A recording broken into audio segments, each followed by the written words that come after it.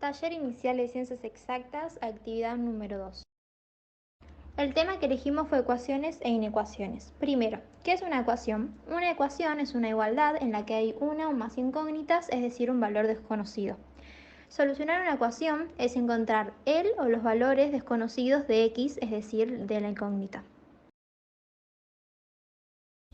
Tenemos x más 3, resolvemos en donde la x es la incógnita, tenemos que pasar al más 3 restando, entonces quedaría 7 menos 3, que es igual a 4, por lo que sería el resultado final.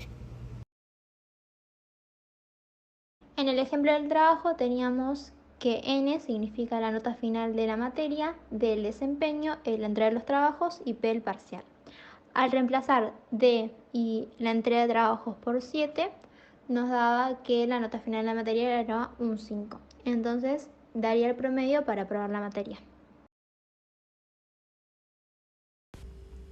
Los tipos de ecuaciones que existen son ecuaciones algebraicas que se dividen en dos, de primer grado o lineales, y de segundo grado o cuadráticas. Después están las ecuaciones trascendentes, que se dividen en funciones logarítmicas, exponenciales y trigonométricas.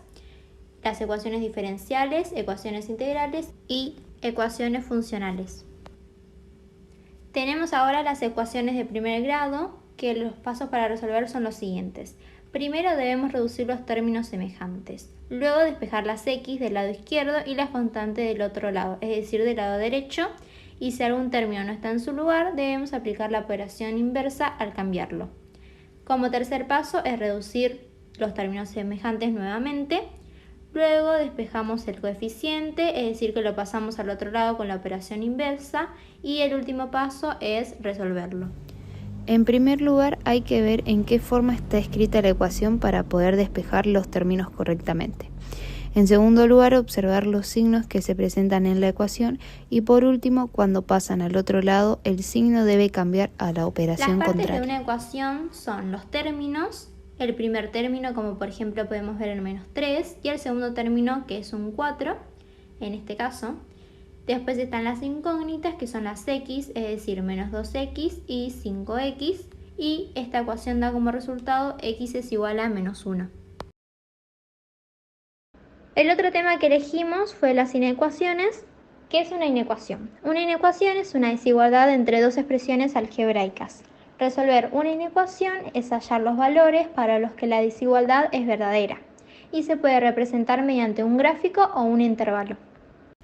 También hay que tener en cuenta los siguientes signos, como por ejemplo el desigual, el menor o igual, el mayor y el mayor o igual. Ejemplos. X menos 3 es menor o igual a 5, quiere decir que x es igual o menor a 5 más 3, es decir, pasamos el menos 3 con el signo contrario, que sería sumando. Y nos queda x menor o igual a 8. Esto se lee x es menor o igual a 8. Otro ejemplo sería menos 4x mayor o igual a 12, que como hay un signo negativo, se debe invertir la desigualdad. Entonces nos quedaría x es menor o igual a 12 dividido, porque pasa con el signo contrario, menos 4. Y nos queda que el resultado final es x menor o igual a menos 3.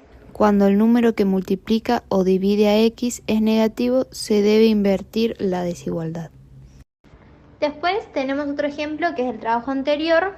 Nos dice que 2x menos 7 es menor que menos 5x más 3.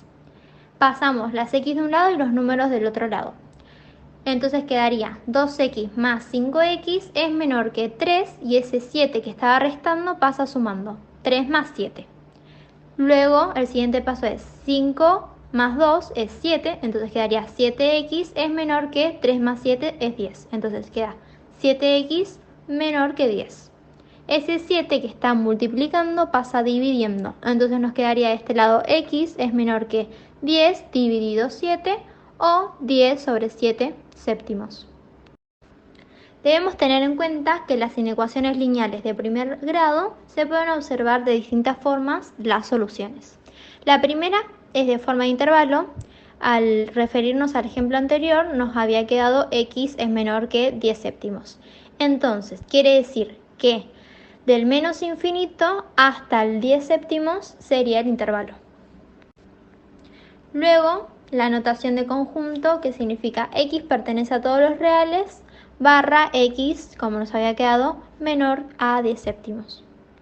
Como tercer solución tenemos un gráfico que se puede representar desde el menos infinito, todo lo que abarca la línea en color rojo, hasta el 10 séptimos, que sería nuestro intervalo. Como último paso para una inecuación, se puede verificar según si queda verdadera. Es decir, si x, siempre refiriéndonos al ejemplo anterior, si x es menor a 10 séptimos, podemos verificarlo mediante un número de ese intervalo.